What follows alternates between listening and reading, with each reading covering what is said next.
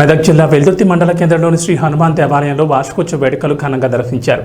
హనుమాన్ దేవాలయం 3వ వార్షికోత్సవాన్ని పురస్కరించుకుని మంగళవారం గణపతి పూజ, అఖండ దీపారాధన, పుణ్యాహవచనం, స్వామివారి కింద అభిషేకం కార్యక్రమం నిర్వహించారు.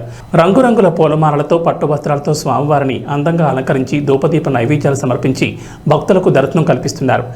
మాజీ జడ్పీటీసీ ఆముద ఆంజనేయుల ఆధ్వర్యంలో ఆలయ ప్రాంగణంలో అన్నదాన కార్యక్రమం ఏర్పాటు చేశారు. పెద్ద ఎత్తున భక్తులు ఈ కార్యక్రమంలో పాల్గొన్నారు.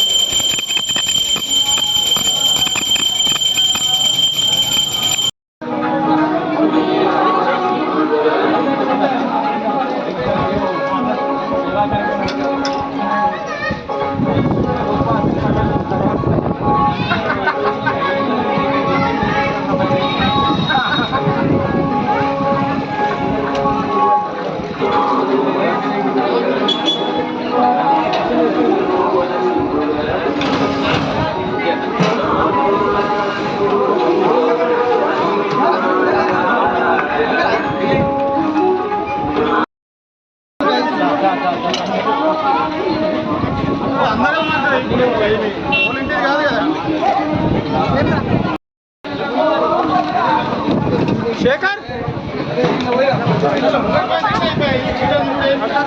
ಈಗ ಆದರ್ಶ ಪಂಚಾಯಿತಿ ಶೇಖರ್